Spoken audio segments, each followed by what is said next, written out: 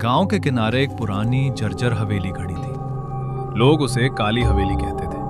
कहते हैं वहां सालों पहले एक अमीर जमींदार अपने परिवार के साथ रहता था। लेकिन एक रात अचानक पूरा परिवार गायब हो गया और तब से वो हवेली वीरान है।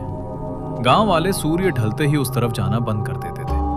उनका मानना था कि रात होते ही वहां से अजीब आवाजें आती हैं, कभी रोने की, कभी हंसने की और कभी कभी तो किसी के चलने की भी।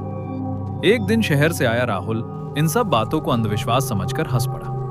उसने ठान लिया कि वो इस हवेली में एक रात बिताकर सच सामने लाएगा। रात के करीब 10 बजे हाथ में टॉर्च लेकर राहुल हवेली के अंदर दाखिल हुआ। दरवाजा खुद ब खुद ची ची की आवाज के साथ खुल गया। अंदर घुसते ही उसे ठंडी हवा का झोंका महसूस हुआ, जैसे कोई उसके पास से गुजरा हो। कोई है यहां? राहुल ने जोर से आवाज लगाई, लेकिन जवाब में सिर्फ सन्नाटा था।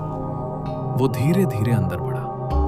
दीवारों पर पुराने फटे हुए चित्र टंगे थे। एक तस्वीर पर उसकी नजर पड़ी, एक परिवार की फोटो। लेकिन जैसे ही उसने टॉर्च की रोशनी उस पर डाली, सभी चेहरों की आंखें काली दिखाई देने लगी। राहुल घबरा गया, लेकिन खुद को संभालते हुए आगे बढ़ा। अचानक ऊपर की मंजिल से ठक ठक ठक की आवाज आने लगी, जैसे कोई भारी चीज घसीट रहा हो। डरते डरते राहुल सीढ़ियां चढ़ने लगा। हर कदम के साथ आवाज तेज होती जा रही थी। जैसे ही वो ऊपर पहुंचा, आवाज बंद हो गई। सामने एक कमरा था जिसका दरवाजा आधा खुला हुआ था। राहुल ने धीरे से उसे धक्का दिया।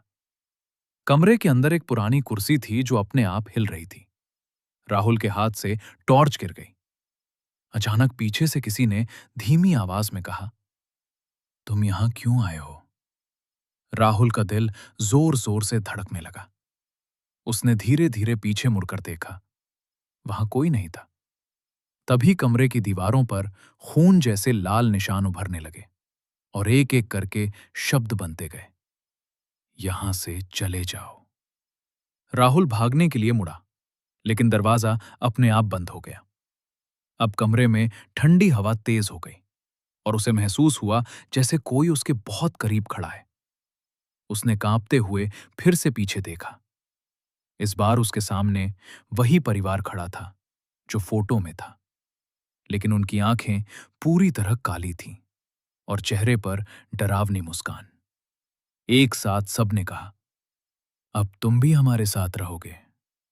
अगली सुबह गांव वालों ने हवेली के बाहर राहुल का बैग पड़ा देखा, लेकिन राहुल कहीं नहीं मिला। उस दिन के बाद जब भी रात में कोई उस हवेली के पास जाता, उसे एक नई आवाज सुनाई देती, किसी के मदद के लिए चीखने की। और कहते हैं वो आवाज राहुल की है।